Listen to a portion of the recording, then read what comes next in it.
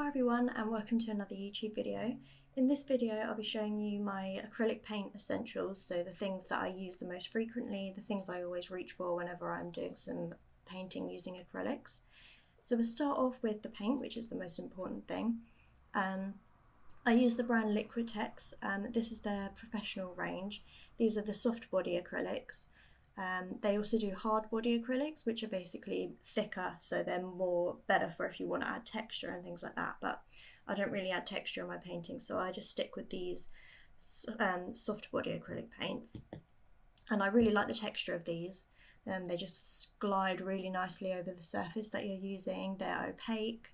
They're not the cheapest out there, so I'll show you these now, which are the Liquitex Basic range, which are great for if you're just starting out. This is what I started off with. I bought a box of 40 different colours, I think. These are the minis. And yeah, these are really good as well. They're just a bit less opaque than the professional range, so that's why I switched to the professionals, especially for the whites, blacks and colours you want to be more opaque. So for example, in the basics, the yellow is quite see-through. You have to add quite a few layers, but that's fine. And then I used any basic like plastic paint mixing tray, just get them off eBay, really cheap. And then I use a glass jar from like pasta sauce, or here I was using a lemon curd one. I just use that to put water in for when I'm cleaning my brushes in between colours. And brush wise, my favourite ones are these. This is the Daler Rowney Round System 3 brush in 0. I'll put the link to all of these items in the description below so that you can find them. And then also this really little small detailed brush, which is the same brand. Yeah, and I just really like them. They're just really good for details, and I paint on quite a small scale, so I don't really use big brushes. Then once I've painted, I go over with these varnishes. I use 2 layers of this varnish after I've painted.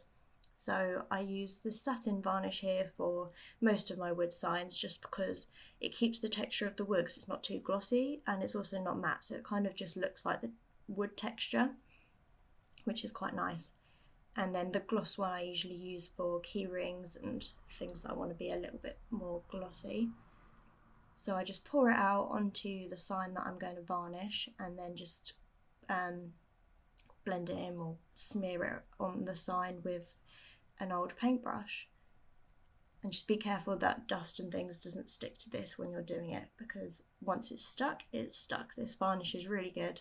I've not had any problems with chipping, so these signs have been put outside and they don't chip. So, and also when I use this varnish for the key rings, they also don't chip, which is really, really good, and that has been tested. So yeah, I just stick with this brand of varnish now, which is also by the brand Liquitex, so I just stick with that.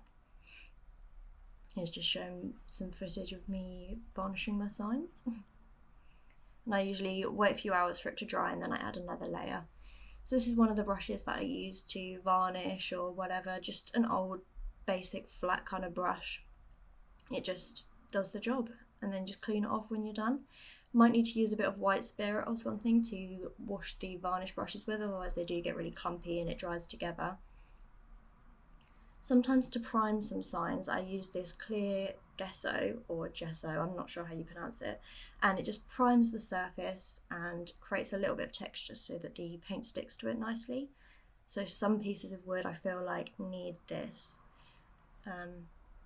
just to give it a bit more texture, and just makes it easier to paint onto the sign. But I don't use this on every item, but just some things I feel like needs it. And I usually just pour it on like I did with the varnish, and then I just blend it out with one of these brushes. It does appear white when you put it down, so it looks a bit strange, but it does dry clear, and then you wouldn't even know it's on there other than the added texture, which is the purpose of this product anyway. So I'd highly recommend this. I mean, you can use this on canvas and stuff as well, no problem. I just don't paint on canvas, I only paint on wood really.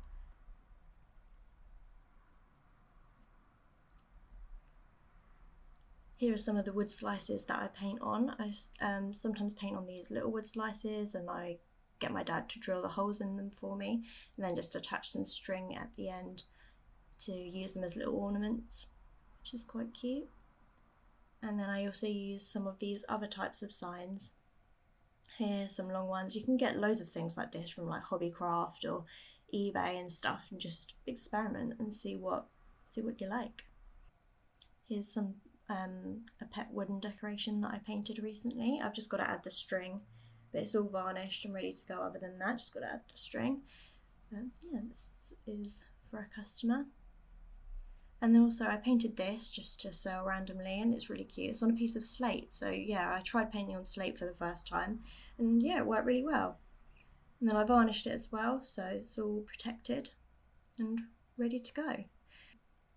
That's all my acrylic paint essentials. I really hope you find this useful, and I will link all the items in the description below. So if you're starting out with acrylic paints, you might want to try out some of these, or you might just be interested in what I use. But yeah, so thank you for watching, and I'll see you next time. Bye guys.